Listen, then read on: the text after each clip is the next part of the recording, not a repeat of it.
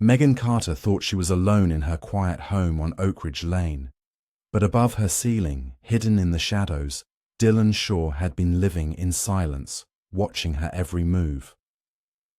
Edgefield was the kind of town where nothing truly bad ever seemed to happen.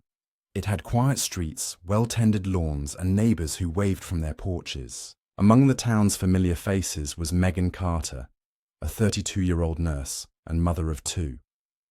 She had lived in the same blue-painted house on Oak Ridge Lane for nearly a decade. Her life was steady, marked by early mornings with her children, long, overnight shifts at the hospital, and quiet evenings in her garden. She wasn't famous or flashy, but everyone who knew her described her as dependable, gentle, and kind. One Saturday morning in October, the hospital where Megan worked noticed something strange. She hadn't shown up for her night shift. It was unusual, especially since she never missed work without calling ahead. Her co-workers tried to reach her, but her phone went straight to voicemail. They assumed maybe she was just exhausted or had forgotten to charge her phone.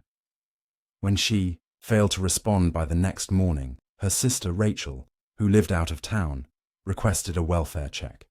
Police arrived at the home and found nothing immediately out of place. Megan's car was in the driveway, the lights inside were off, and there were no signs of forced entry. The house was quiet, almost unnaturally so. When officers entered, they noted that the living room was tidy, the kitchen spotless, and the front door had been locked from the inside. There was a faint smell in the air, something metallic, damp, and unpleasant. They followed it to the bathroom, where they found Megan. She was in the bathtub, partially submerged in cold, stagnant water. Her face was pale, her lips slightly blue, and her body limp. There was no blood, no bruising, no evidence of a struggle. To a casual observer, it might have looked like an accident. Maybe she had fainted and drowned. But something felt wrong. The position of her body, the stillness of the room, and the unsettling silence seemed to weigh heavily in the air. Detectives arrived soon after and began processing the scene. The tub was drained, the room photographed, and Megan's body carefully removed. Nothing in the rest of the house gave any clues. No overturned furniture, no stolen items, not even an open window. Toxicology reports later revealed that Megan had trace amounts of a sedative in her bloodstream, though not enough to kill her. The cause of death was determined to be asphyxiation, strangulation by hand, with no signs of resistance. The medical findings changed everything. What had first looked like a tragic accident was now clearly murder. But there were no signs of an intruder. No fingerprints. No signs of a break-in. The doors had been locked, the windows latched. Megan had no known enemies, and the last people to see her alive described her as happy and normal. The town, once calm and comfortable, was suddenly on edge. A killer had entered a locked house, taken a life, and vanished without a trace. No one could explain how, and that was the most terrifying. Part detectives assigned to the case began with what they had: a locked house, a dead woman, and a complete lack of clues. The initial walkthrough had yielded nothing suspicious. There were no signs of struggle, no ransacked drawers, no forced entry. Megan's front and back doors were locked from the inside with no indication they'd been tampered with. The windows were all sealed shut, and there were no footprints outside except Megan's own. If a killer had entered the home, they had done so silently and invisibly. The investigation began by combing through Megan's personal life. Friends, co-workers, and neighbors were interviewed. Everyone described her the same way: calm, loving, private. She was devoted to her children, who had been away for the weekend visiting their grandparents. Her social life was limited, mostly centered around family and work. There were no reports of recent arguments or confrontations. Nothing in her history suggested trouble. There were no romantic entanglements, no jealous exes, no enemies. Her digital footprint was uneventful, just work emails, parenting blogs, and a few online orders. Security footage from nearby homes and traffic cameras offered no insight. Megan was last seen returning home 2 nights before her body was found. No one else appeared in the footage. No suspicious vehicles. No one lurking around the neighborhood. It was as if whoever had killed her had materialized inside the house, then vanished without ever stepping outside. Crime scene analysts rechecked the house multiple times. They looked for hidden entry points, any small space that could be used to bypass locks or security.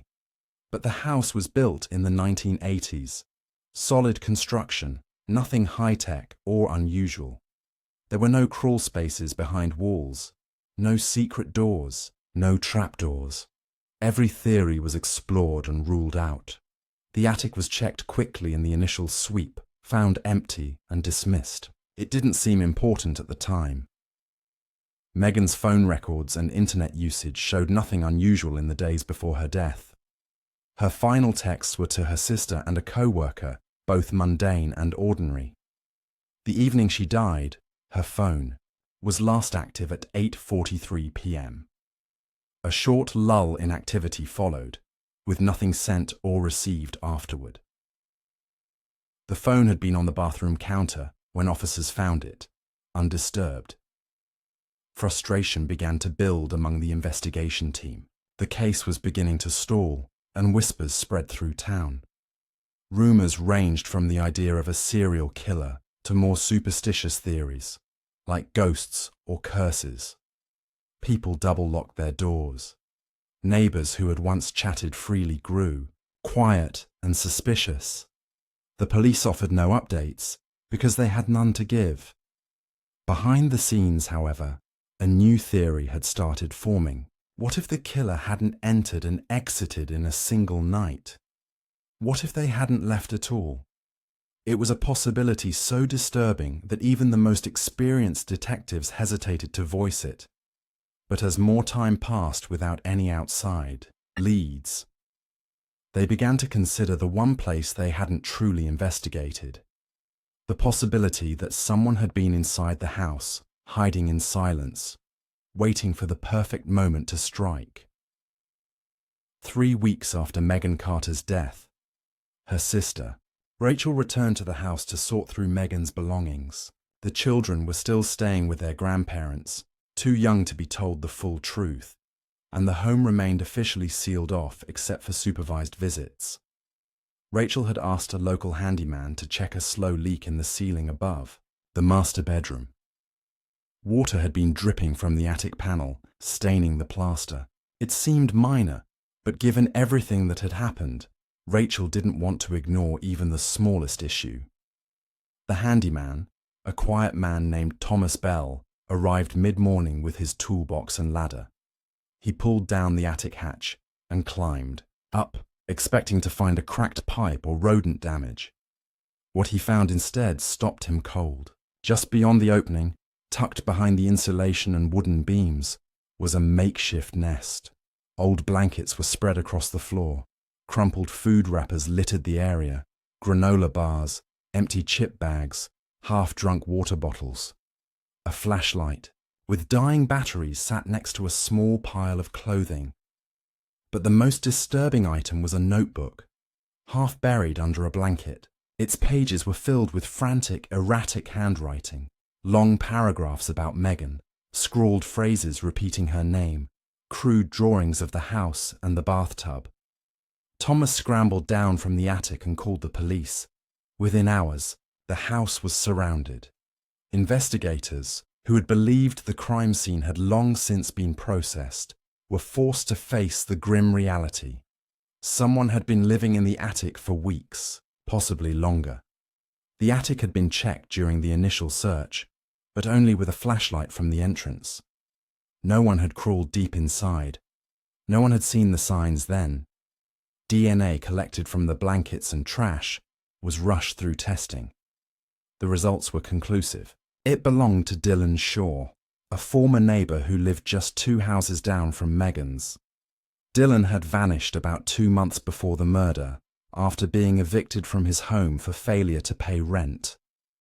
At the time, it was assumed he had left town. No missing persons report was ever filed. But now it was clear he hadn't left Edgefield. He had moved into the attic next door. Further background checks revealed that Dylan had a troubling past. Years earlier, he had been accused of stalking another woman in a nearby town, though no charges stuck. Quiet, withdrawn, and often seen loitering in the neighborhood, Dylan had always made people uneasy, but no one could have imagined he was capable of something this calculated. The idea that he had slipped into Megan's attic and lived there without being noticed shook the community to its core. Investigators now had a horrifying timeline. Dylan hadn't just killed Megan, he had watched her, waited, studied her life from above the ceiling, observing her every move.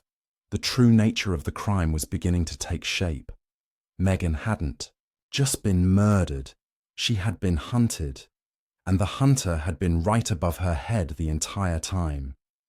The discovery of Dylan Shaw's hideout in the attic rewrote everything investigators thought they knew about the case. It became clear that the crime hadn't been opportunistic. It was calculated, methodical, and deeply unsettling. For weeks, maybe longer, Dylan had lived just feet above Megan Carter, completely unnoticed. He had turned her home into his own. Twisted sanctuary, coming down only when the house was empty, stealing food and studying her routine in silence. Forensic teams combed through the attic again, this time in full. They recovered several weeks' worth of discarded food, worn clothing, and pages from the disturbing notebook. Some entries were obsessive, fixated on Megan's movements, when she left for work, what she wore, what she cooked for dinner. Others were darker, hinting at fantasies of control and possession. The timeline matched with Megan's digital activity. Dylan had moved in at least 4 weeks before the murder, and during that time, he had slowly embedded himself into the rhythms of her life. He knew when she showered, when she slept, when she was completely alone. Detectives pieced together the likely sequence of events. On the night of Megan's death, her children had been staying with their grandparents. She returned home from her shift, changed into her nightclothes, and settled in for a quiet evening. At some point, she entered the bathroom. Dylan, already lurking silently in the attic above, made his move. The attic had a small access panel in the hallway ceiling, quiet enough for him to open without being heard. He would have crept down into the darkened house, barefoot, careful. He waited outside the bathroom. The toxicology report had shown traces of sedatives, likely slipped into food or drink taken from her fridge. Once she was drowsy and unaware, he went in. The rest happened quickly. There was no struggle, no noise, no damage to the house. He used his hands. It was quiet, fast, controlled. He then placed her in the bathtub and turned on the water. Whether this was to stage an accident or simply part of his delusion wasn't clear, but the image was chilling. And then, instead of fleeing, Dylan returned to the attic. The following days were almost too disturbing to comprehend. As police investigated the scene, questioned neighbors, and carried Megan's body out the front door, Dylan remained hidden above them. He heard the investigators walk beneath his crawl space. He heard Rachel cry in the living room. He heard it all. But he never moved. He waited. That kind of patience was what terrified investigators most. This wasn't a crime of panic. Dylan had planned for the long haul. The attic was insulated from noise, dark, and easy to conceal. He had stored food and supplies like someone settling into a temporary home. He had no exit plan, no escape route. In his mind, he didn't need one. He had already invaded Megan's world completely. Her house wasn't just his hiding place. It had become his obsession, his territory, his warped version of companionship. The killer hadn't slipped in and out unnoticed. He had never left at all. 10 days after Megan's body was discovered, and nearly a month since her killer had first entered the house, the silence finally broke. Just before dawn, a loud crash echoed through the hallway of the once quiet home. A section of the ceiling gave way with a violent thud, sending plaster and insulation scattering across the floor. Beneath the debris lay a man, barely conscious, his leg twisted at an unnatural angle. It was Dylan Shaw. He had tried to move in the night, likely in search of more food or an escape, and lost his footing in the attic's narrow crawl space. The fall ended his hiding game. Paramedics arrived within minutes, alerted by neighbors who heard the crash. Police secured the scene, and Dylan was rushed to the hospital. His condition was stable, but his mind was another story.